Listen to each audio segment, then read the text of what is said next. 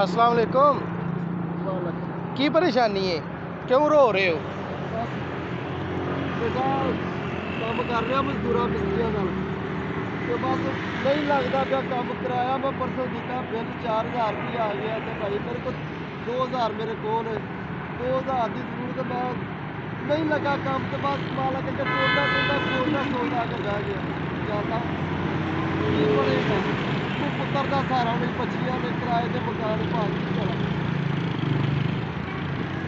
ऐसा भी नहीं चलता प्यार 2000 नाल काम चल जाएगा?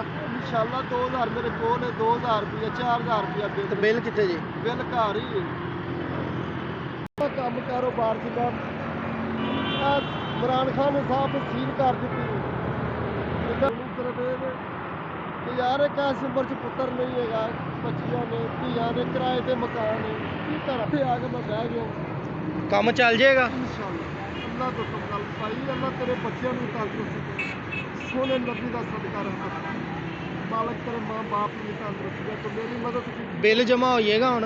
इंशाल्लाह 2000 मेरे को सिर्फ घर खाना पीना खर्चा और सुबह दिहाड़ी को लग जाएगी तो मैं चला चलो अल्लाह करम करेगा। मालक सो